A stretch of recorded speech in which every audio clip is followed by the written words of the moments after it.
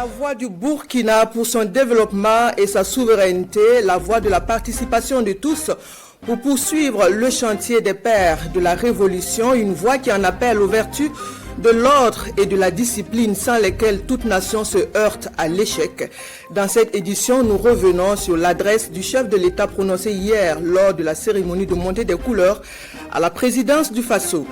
Amélioration du réseau informatique national, le département ministériel en charge de l'économie et des finances encore plus proche des usagers. 4 sites informatiques raccordés au réseau national de l'administration viennent de faire l'objet d'inspection par les premiers responsables des départements en charge de l'économie et de la transition digitale. Et enfin, l'école primaire publique de Badnogo dans la province de Loubritenga bénéficie d'un jardin scolaire. C'est le don du Centre national de formation des volontaires pour la défense de la patrie qui soutient ainsi l'amélioration des conditions d'apprentissage au Burkina. Voilà qui fait la une de l'actualité en ce jour. Bonjour et merci de nous suivre. L'ordre et la discipline pour atteindre les objectifs du peuple burkinabé. L'adresse du chef de l'État à l'occasion de la cérémonie de montée des couleurs hier à la présidence du Faso se résume ainsi. Le mot du chef de l'État insiste aussi sur la nécessité de maintenir l'éveil contre les tentatives de refréner l'élan engagé pour la reconquête du territoire national. Bienvenue Tansa. Le Burkina va rayonner, n'en déplaise à ceux-là qui ont la nostalgie encore des années 87. Sur le pied de guerre, le capitaine du navire Burkina parle depuis le palais de Koulouba. Le Burkina Faso soutient-il poursuit sa marche inexorable vers l'horizon du bonheur et sur le champ d'honneur, les progrès opérés sont significatifs. À titre d'illustration, la reconquête de zones sous emprise terroriste depuis des années et plusieurs autres en phase de consolidation. Le progrès qui est fait, les terrains reconquis dans ce premier trimestre sont d'ordre stratégique et ça nous a permis d'aller nous implanter jusqu'à la frontière. Et ça, c'est très remarquable. Nous allons poursuivre donc dans ce sens, zone par zone, étape par étape, pour nettoyer le territoire et reconquérir l'entièreté de notre pays. Mais vigilance à tous les niveaux, prévient le chef de l'État, car le Burkina Faso, dans sa dynamique révolutionnaire, fait mal et l'ennemi tente par tous les moyens de la stopper. Du côté de la lagune, ils sont réunis depuis plusieurs jours. Leur objectif, c'est de faire vivre au Burkina Faso les événements de 87. Mais oubliant donc que les époques ont changé et nous sommes sur le pied de guerre, nous les attendons de pied ferme, leurs mercenaires et leurs actions. Et je tiens à le dire, nous serons impitoyables. Le président du Faso met en garde, quiconque se laisse manipuler par l'ennemi, ce sera à ses risques et périls, et beaucoup l'ont déjà appris à leurs dépens. L'ennemi s'est recruté, et il recrute encore des traîtres. Pas plus qu'il y a quelques jours, des traîtres ont été arrêtés. Et qui j'appelle traîtres? C'est ceux-là qui sont parmi nous, qui continuent de travailler, d'être des agents pour des ambassades de pays impérialistes implantés au Burkina Faso. Certains ont été arrêtés et nous poursuivrons pour démasquer d'autres. La cupidité n'a pas de place dans ce Burkina nouveau, un Burkina résolument engagé dans la transformation structurelle de toute la société, transformation qui a pour ligne directrice l'ordre et la discipline. Elle se fera dans l'adversité, mais le Burkina Faso vaincra. Nous allons poursuivre notre révolution, nous allons développer nos infrastructures, que ce soit du côté de la santé, du côté de l'éducation, que ce soit les infrastructures routières. Nous allons développer notre industrie, transformer ce que nous voulons et consommer ce que nous avons transformé. Le chef de l'État se veut un peu plus clair. Nous sommes bien en révolution progressiste populaire, une idéologie qui n'a de finalité que le développement du Burkina Faso à travers celui des masses laborieuses. Nous sommes bel et bien en révolution. Ceux qui ne l'avaient pas compris, on le dit encore haut et fort. Il faut que tout le monde incorpore cela. Et notre rôle de communiquer, d'expliquer, de faire comprendre ce que c'est que notre révolution, nous allons continuer à le jouer. Le sacrifice, le don de soi, voilà ce qu'attend le capitaine Ibrahim Traoré vis-à-vis de chaque Burkinabé, rendant ici un hommage appuyé au FDS et VDP qui engrangent progressivement des victoires dans la lutte contre le terrorisme. L'adresse du chef de l'État a été bien suivie. À Ouagadougou, nos équipes de reportage ont tendu le micro à des citoyens qui s'expriment. Écoutons. Quand on parle de révolution, à l'heure actuellement, les femmes sont en train de faire une révolution. Il n'est pas question de démocratie parce que finalement, on ne sait pas ce que c'est. Moi, j'ai vécu la révolution avec Thomas Sankara. Et je sais comment les choses marchaient. Ceux qui ne sont pas d'accord là, ils ne veulent pas vivre ici avec ça là, ils n'ont qu'à aller ailleurs. C'est tout. Parce que le fait d'avoir dit ça là, je pense que ça réconforte la plupart des Burkinabés. Par rapport à ce que son Excellence du Burkina Faso est en train de faire, il fallait clairement dire que c'est une révolution et surtout progressiste. Et à tous les niveaux, nous voyons que c'est cela. Mais il fallait le dire pour que ceux qui ne comprennent pas comprennent et que nous soyons tous dans les rangs pour aller assez vite. C'est les intellectuels qui parlent de choses bafouées. Où on bafoue les droits de quelqu'un, si pour arrêter quelqu'un qui a mal fait, qui a détourné, il dit qu'il faut des papiers pour pouvoir l'arrêter. C'est bafouer ses droits. Avec la démocratie, on ne peut pas faire respecter l'ordre et la discipline. Non, parce que chacun crie de son côté, chacun crie qu'on l'a fait du mal. Moi, je pense qu'en toute chose, il faut de la discipline pour pouvoir bien gérer les choses. Nous sommes dans une situation de guerre et notamment, nous avons besoin véritablement d'une certaine discipline pour permettre vraiment la bonne marche de ce gouvernement en place. Il ne faut pas avoir pitié pour les complices et les traîtres qui sont encore dans ce pays-là ou qui sont dans les pays voisins, qui rêvent encore de revenir au pouvoir. Il ne faut pas avoir pitié d'eux. Il ne faut pas avoir pitié d'eux. Moi, je pense que ce qu'il a dit est clair. Et c'est comme ça qu'il faut se comporter. Ça veut dire que désormais, on ne doit pas tergiverser sur les décisions de l'État. Nous devons nous aligner pour arriver vite et bien. Donc j'invite mes frères et mes sœurs qu'on s'adhère le plus vite possible, qu'on se mette dans les rangs et qu'on se mette au travail.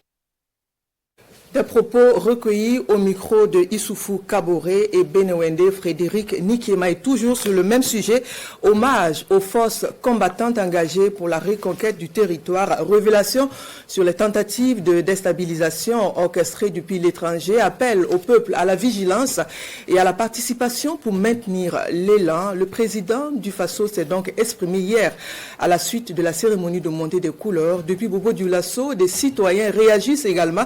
Le point au micro de Kassoum Milogo et Kadouro Menki. L'on peut le dire haut et fort. Le Burkina Faso est bien dans une révolution, martèle le président du Faso lors d'une cérémonie de montée des couleurs nationales. Une révolution progressiste, populaire. De l'avis des citoyens bobolais, seul un régime révolutionnaire pourra asseoir un développement humain et économique durable au Burkina Faso. La démocratie n'a jamais développé un pays. Il faut la dictature pour que chacun puisse savoir comment marcher. C'est ça en fait. Si nous arrivons à intégrer cet état de fait dans nos comportements, dans nos quotidiens, je suis sûr que d'ici 5-10 ans là, on ne va plus parler du Burkina comme on l'a connu. Mais ça sera une autre étape. C'est la révolution qui peut faire marcher les choses. Mais nous avons une révolution douce. Une révolution qui fait contribuer les gens sans que personne ne se plaigne. Alors je crois que ça, c'est un chapeau. Les jeunes qui sont au pouvoir, ils ont montré un exemple que je n'ai pas vu depuis mes 40 ans à Bobo. Et ça, je suis très satisfait de cette décision. Il faut appeler un chat. Nous sommes dans une révolution progressiste, une révolution qui tient compte des valeurs, une révolution qui tient compte des hommes. Tout en invitant l'ensemble des Burkinabés à soutenir et à accompagner le bateau de la révolution à bon port, le président du Faso, le capitaine Ibrahim Traoré, n'a pas manqué d'insister sur l'importance de l'ordre et de la discipline. Deux valeurs retenues d'ailleurs comme thème de la première quinzaine de la 2e édition des Journées nationales d'engagement patriotique et de participation citoyenne. C'est pour dire que nous ne sommes plus en liberté comme avant, parce que trop de liberté tue la liberté. Il faut une certaine conduite, il faut certaines règles pour que la nation puisse vraiment grandir, que la nation puisse prospérer. Et dès le début, nous on était conscients que ce n'était plus la démocratie, que c'était une révolution. Mais il y a certains qui n'avaient pas perçu cet état de fait. Et raison pour laquelle sur beaucoup de plateaux, les gens passaient le temps à dire que dans la démocratie, on ne doit pas faire ceci, on ne doit pas faire cela. Mais non, on ne peut pas parler de la démocratie. La fin de la récréation est donc sonnée. Et ce ne sont pas les élèves qui diront le contraire. Hier, j'ai suivi les infos, j'ai vu que 75 élèves ont été punis. puisqu'ils ont brûlé les feux, il y en a aussi qui ont fait des acrobaties avec des motos. Ils mettent leur vie en danger, ils mettent la vie des autres aussi en danger. Donc les punir comme ça, vraiment j'ai aimé, j'ai vu que c'était une bonne chose. Et je souhaite que la même punition arrive à Bobo, puisque les jeunes de Bobo aussi sont dans ça. Quand tu sors, tu es en circulation, tu vois un jeune derrière toi, il est en train de faire des acrobaties, donc il te déstabilise, donc ils te font peur quoi. Donc si c'est ce qu'ils ont fait à Ouara là, s'ils amènent ça à Bobo aussi, je crois que c'est une bonne chose. Là, les élèves là vont pouvoir se ranger. Tous les élèves qui ont été interviewés ont reconnu qu'ils avaient tort, ont reconnu que, en tout cas par cette action, eux-mêmes vont sensibiliser leurs camarades. Et je crois que c'est ça. Ce n'est pas le bâton qui règle tout. Souvent, il faut amener les gens à prendre conscience, à savoir qu'ils sont dans un pays qui a des règles et des droits, et essayer de les respecter pour qu'eux-mêmes leurs droits soient respectés. Les réformes sociales, économiques, politiques et idéologiques ont besoin d'ordre et de discipline. Et les habitants de Sia sont prêts, sinon heureux, d'être les acteurs de ces différentes réformes. Des réformes qui n'ont qu'un seul but, celui de développer le Burkina Faso à la burkinabé. Et oui, et c'est bien un reportage, un sujet signé Kassoum Milogo et Kadou Romenki. Un autre sujet, je vous le disais en titre, pour parer aux difficultés liées au réseau informatique national de l'administration et offrir aux utilisateurs des services de qualité. Le département ministériel en charge de l'économie et des finances et celui en charge de la transition digitale mutualisent leurs efforts. Hier, 1er avril, les premiers responsables des deux départements étaient en visite sur des sites afin de faire l'état des lieux sur l'existant. Le point dans ce reportage de Salifou Belem et Fanta Ouattara. Face à la récurrence des problèmes de réseau entravant le bon fonctionnement des services des impôts, les ministres en charge de l'économie et de la transition digitale prennent le pouls du résinant.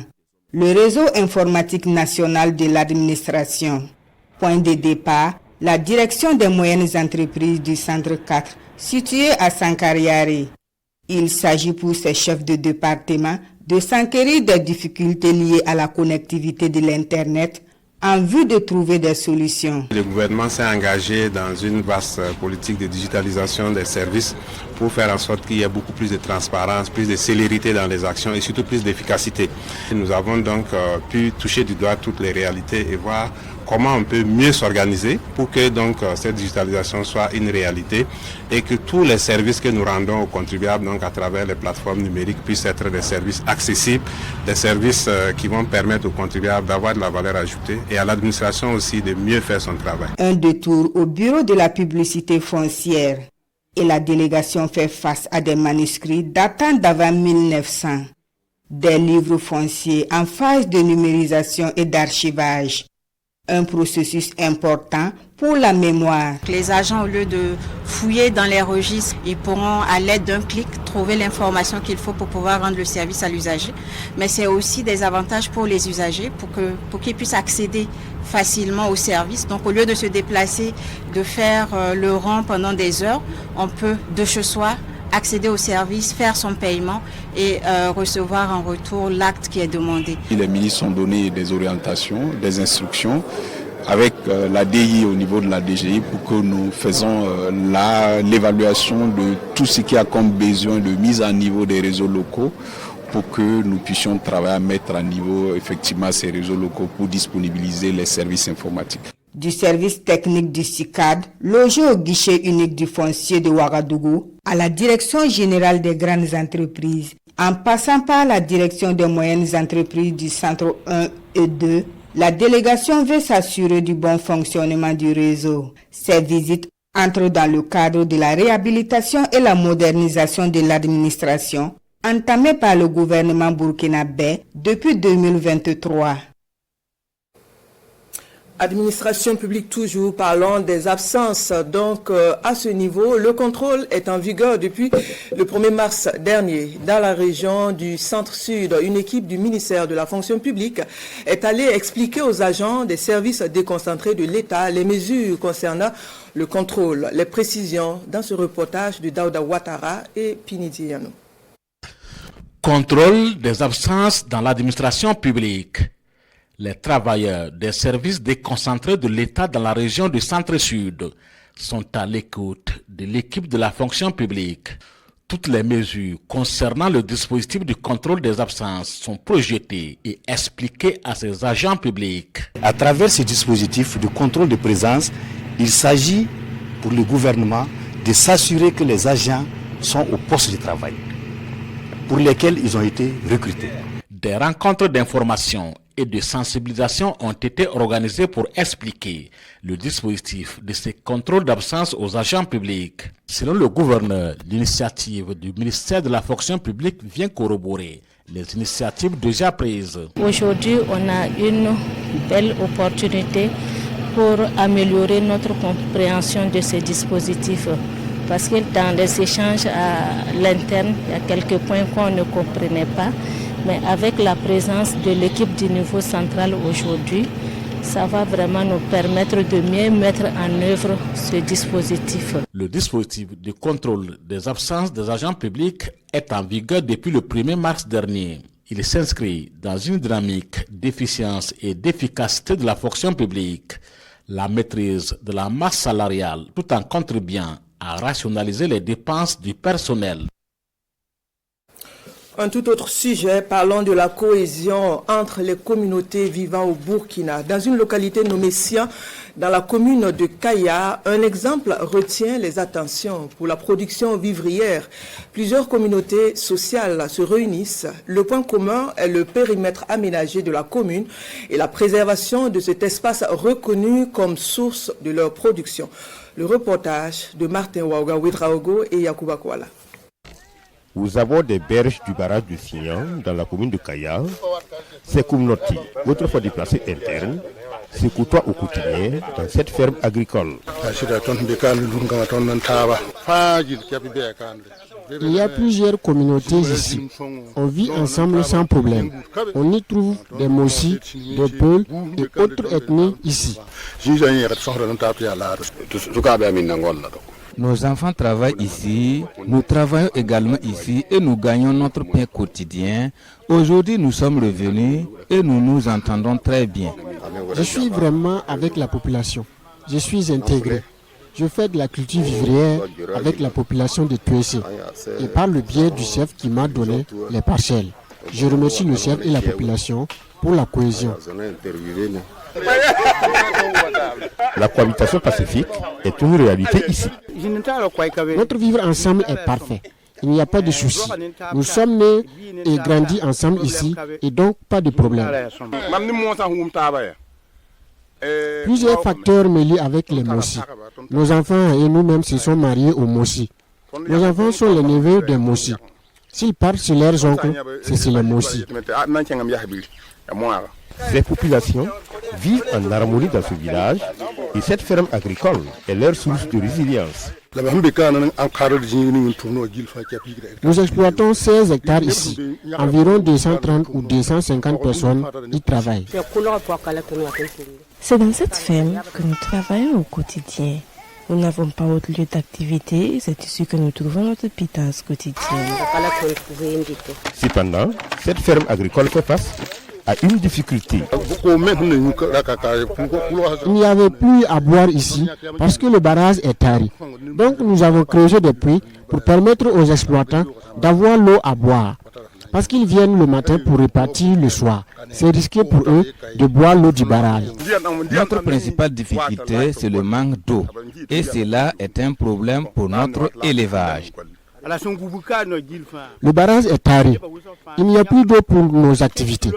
Si toutefois on réhabilite le barrage, ça va nous aider. Ces communautés fondent l'espoir de bénéficier du fourrage pour combler le déficit en eau qui pèse sur leur spéculation. Toute chose qui va fortifier leur cohabitation. Venons-en à cette action de volontaires pour la défense de la patrie.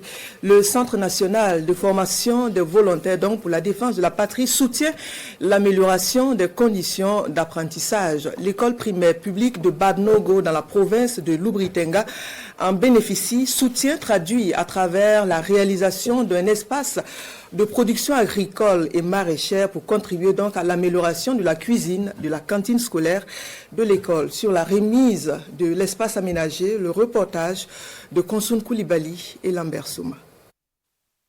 En recevant ces récoltes composées d'oignons et de blé, le ministre de l'Éducation de base, de l'alphabétisation et de la promotion des langues nationales réceptionne officiellement le jardin de l'école primaire publique de Bad Nogo 1. D'une superficie d'1 hectare entièrement clôturé avec un château d'eau, le jardin a été réalisé par le Centre national de formation des VDP installé dans le village. Le jardin que nous avons réalisé à l'intérieur du camp qui a permis de vendre donc ces condiments et de réaliser, donc de prendre ce fruit-là pour venir réaliser à l'école ici, pour que les élèves aussi puissent en fait à leur tour apprendre et produire. D'un coût global de près de 9 millions de francs CFA, la réalisation de ce jardin entre en droite ligne des réformes engagées par le MEBA PLN. Ce jardin va sans nul doute contribuer à l'amélioration des plats servis par la cantine scolaire de l'établissement et du même coup stimuler le goût de la production maraîchère des élèves de l'école de Bad Nogo 1. C'est une belle initiative qui traduit aujourd'hui l'unité recherchée à travers donc les autorités de notre pays, à travers cette fusion des forces de défense, de sécurité et la population de Banoro. Aujourd'hui, nul ne peut encore douter que la population aujourd'hui est engagée derrière ces forces de défense et de sécurité, et ça c'est un retour positif. Le Centre national de formation des VDP met à la disposition de l'école du personnel d'encadrement. Cette initiative suscite de l'engouement auprès des élèves, selon la première responsable de l'école qui exprime sa satisfaction. Dans notre calendrier, on a des heures de l'APP qui correspondent aux travaux pratiques. Donc c'est pendant ces heures que les enfants viennent travailler dans le jardin. Ils apprennent comment on repique l'oignon, comment on produit de l'oseille et tout. Et ce même produit va servir pour améliorer leur cantine scolaire. Donc vraiment, cette belle initiative-là, elle est bien accueillie. Le ministre de l'Éducation de base a profité de l'occasion pour faire une visite des locaux du Centre national de formation des VDP. Il a immortalisé son passage en signant dans le livre d'or et en procédant à une plantation d'arbres. Un soutien en vivres pour les personnes vulnérables de la cité de Sia. Il s'agit d'un geste de solidarité qui s'inscrit dans le cadre de la période de Ramadan qui vient de s'écouler. Le 28 mars dernier, les personnes nécessiteuses de la ville de Bobo-Dioulasso ont donc bénéficié du don de la fondation dénommée Je sers l'EDA, le compte-rendu de Bourema Kane et Moumouni Baro. 14 tonnes de vivres au profit de plus de 700 personnes en situation de vulnérabilité à Bobo-Dioulasso. Ces bénéficiaires sont composés de personnes âgées, de veuves et de handicapés. Chacun repart avec un sac de 20 kg de riz. C'est donc qualifié de solidarité agissante par les bénéficiaires est un véritable soulagement pour eux. Spécialement ce don d'aujourd'hui, vraiment nous donne beaucoup de joie. Et ce don va soulager beaucoup de personnes. Je suis veuve et j'ai des petits-enfants. Ce n'est pas simple de les prendre en charge. Je viens de recevoir ce don qui va beaucoup me soulager. Vraiment, je suis contente. Mes bénédictions aux donateurs. Cette don-là, c'est une cohésion sociale. C'est la solidarité. Ça va soulager toutes les veuves. Ça va soulager les pauvres, ça va soulager les amis. La fondation Je sers l'EDA entend ainsi soutenir la population défavorisée, conformément à ses idéaux. Le social, ça est dans la fondation Je sers. Ce matin, on a rassemblé 14 tonnes. On a fait un premier partage ici au bureau. Et reste, on va sortir, rentrer dans les secteurs. Il y a d'autres qui sont plus âgés et ne peuvent pas se déplacer. On va aller les remettre à leur domicile. La fondation donatrice n'est pas son premier geste de solidarité. Chaque année, elle organise une cérémonie de remise de vivres et de non-vivres aux personnes vulnérables, sans oublier les FDS et VDP qui se battent pour la libération de la patrie. À Kaya, dans la région du centre-nord, les populations bénéficient d'une nouvelle source d'eau potable. C'est un geste de l'agence de l'eau du Liptako Gourma. Il s'agit de la mise à disposition d'un dispositif de pompage en situation d'urgence. L'objectif est de faire face aux besoins en eau des personnes déplacées internes et des communautés retournées dans leur localité d'origine. Le point avec Amadou Ouedraogo et Jacques Ouedraogo. Favoriser l'accès à l'eau potable aux populations déplacées et aux communautés réinstallées de la région du centre-nord, c'est ce qui justifie ce don d'un dispositif de pompage d'eau en situation d'urgence à la direction régionale en charge de l'eau du centre-nord.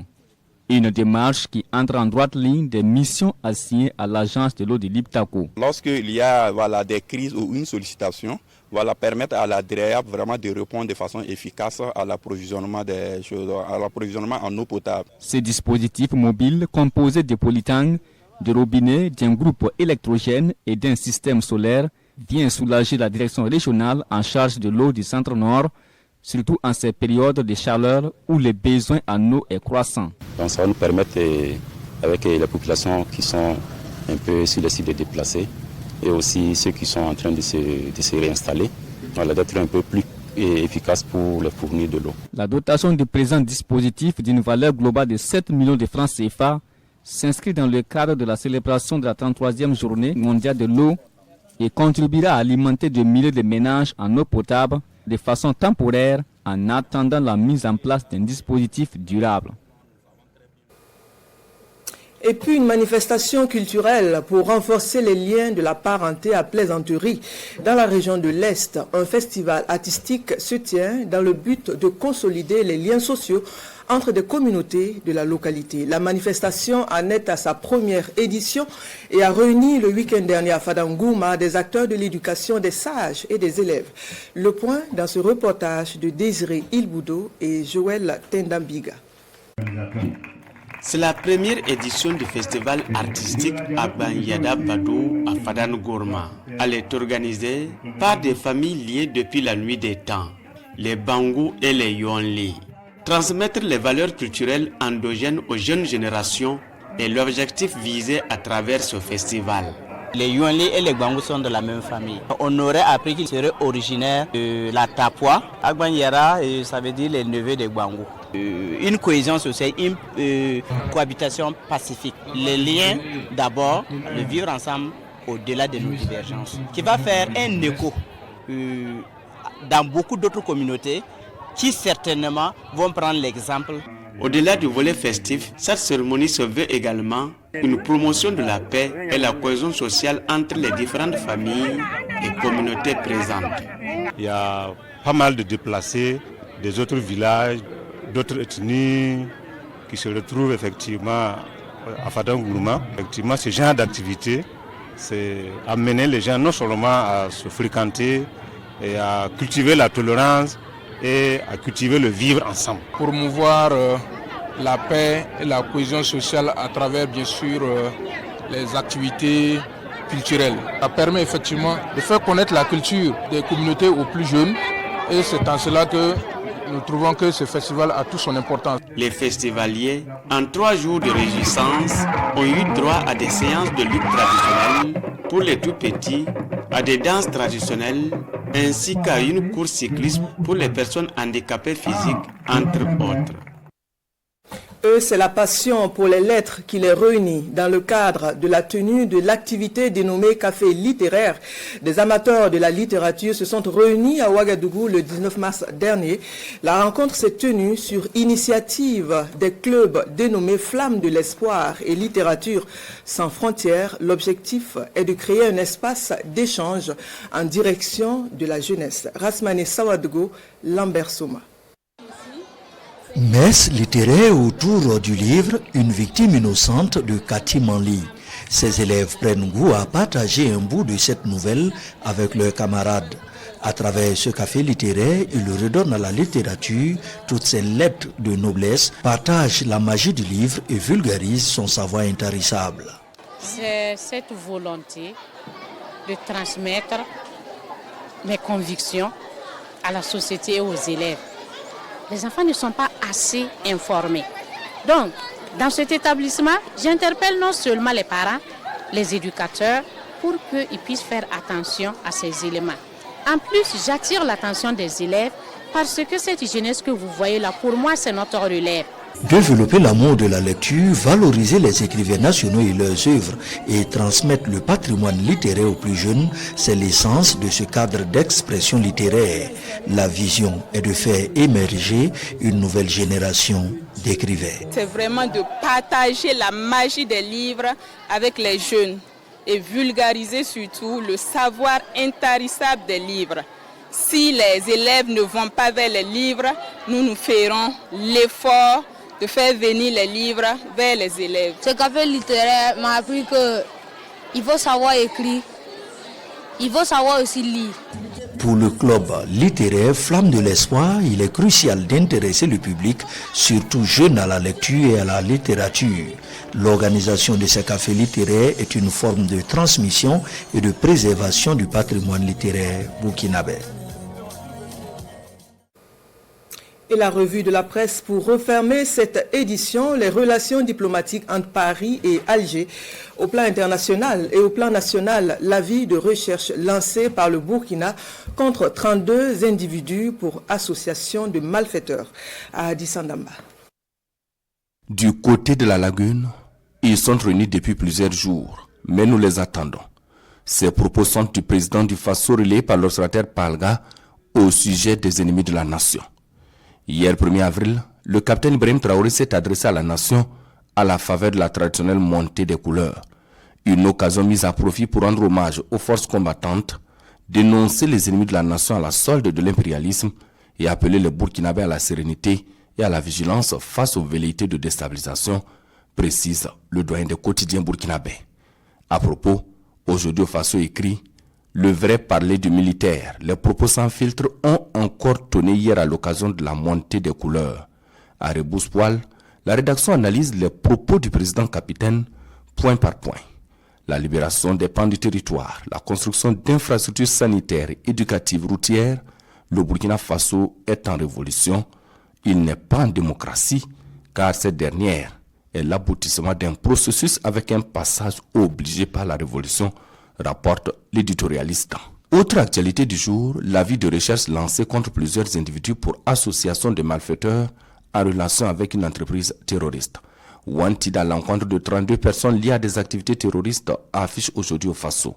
Avec des images à l'appui, ce canard relaie le communiqué du ministère de la Sécurité. Une annonce faite via la page Facebook officielle du ministère. Et dans cet avis, les autorités appellent à la vigilance et sollicitent la collaboration de la population pour l'arrestation de ces mises en cause, rapporte mon confrère. À l'international, le réchauffement des relations entre Paris et Alger fait les choux gras des quotidiens burkinabés. Et le miracle de Ramadan eut lieu, s'exclame l'observateur Palga dans sa rubrique Regard sur l'actualité. Après quelques 6 mois de tensions politiques et diplomatiques, les relations se sont manifestement réchauffées entre la France et l'Algérie. La preuve, les deux dirigeants se sont parlé au cours de ce qu'ils ont appelé un long échange franc et amical, et ce, selon un communiqué conjoint publié le 31 mars dernier à la veille de l'Aïd el-Fitr. Comme si ce 9e mois du calendrier islamique marqué par des actions de bienfaisance, de solidarité, de partage, mais aussi de pardon, y avait été pour quelque chose, commente le doyen des quotidiens burkinabés. Relation Paris-Alger, comme Tom Ngueri écrit le journal Le Pays pour sa part. Je t'aime, moi non plus. Ainsi pourrait-on caricaturer les rapports entre la France et l'Algérie qui ont relancé le lundi dernier leurs relations bilatérales après plusieurs mois de crise. Un énième rapprochement qui n'est pas sans rappeler l'histoire de Tom Ngueri, cette célèbre série américaine de dessins animés qui met en scène un chat et une souris dans une relation aussi tumultueuse que complexe, analyse le quotidien des 1200 logements qui estime par la même occasion que cette conversation entre les deux chefs d'État se veut le début d'un dégel quand on sait que dans ce rapprochement, rien n'est définitivement acquis, tant pour un malentendu ou pour un autre, des tensions peuvent renaître là où on ne les attendait pas forcément. Et voilà qui referme cette édition. Merci de votre attention. Bonne suite des programmes sur la RTV.